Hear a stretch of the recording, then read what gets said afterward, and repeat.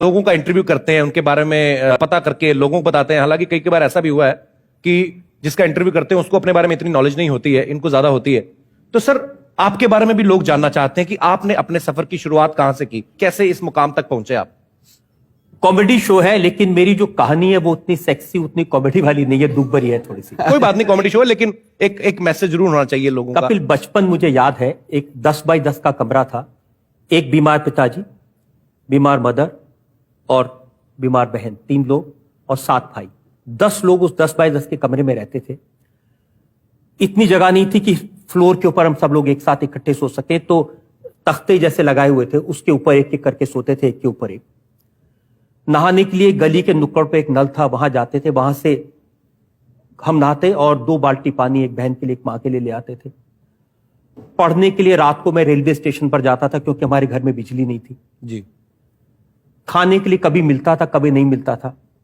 कई कई दिन मुझे ध्यान है, अमेरिका से पाउडर के दूध आता था गरीब लोगों के लिए, तो लाइन में लग के वो दूध के डिब्बे ले आते थे और वो दूध से कई कई दिन काम चलता था। कोई यूनिफॉर्म डोनेट कर देता था, कोई किताब डोनेट करता था। एक साधारण कॉरपोरेशन का स्कूल था, उसमें पढ़ते थे। अब मां के इलाज के लिए पैसे नहीं थे, और तो उसका एक बड़ी मन में तकलीफ थी, और सपने बहुत छोटे छोटे थे, इतने छोटे थे कि बस कहीं बैंक में नौकरी लग जाए, दोनों बैंक में ओवर टाइम मिलता था, तो इतने कमा सके कि 2 वक्त खाना मिल सके।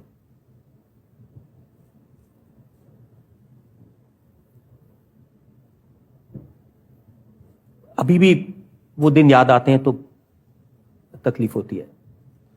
पर सर, आपने एक मिसाल कायम की है कि दिल में अगर लगन हो, जज्बा हो, तो कतरा कब समंदर बन जाता है ये पता भी नहीं चलता।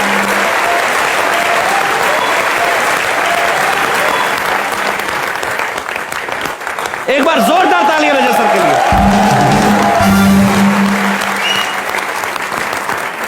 आज आपने जो बातें शेयर की सर, मेरे ख्याल से बहुत सारे नौजवान ऐसे होंगे जो कई बार किस्मत को दोष देते कि हमारी किस्मत नहीं थी। तो बात वही है, आपके अंदर जज्बा होना चाहिए। किस्मत विस्मत कुछ नहीं होती, आप खुद लिखते हैं अपने लिए। आपके दिल में जो भी है, जो भी आप करना चाहते हैं, अगर सच्ची लगन से करें तो आप भी वो मुकाम हासिल कर सकते हैं। मैं कपिल बताना चाहता हूं लोगों को कि सपने देखने चाहिए। हमने तो नहीं सपने देखे थे, लेकिन जो हमारे बाबूजी थे वो सपना देखते थे।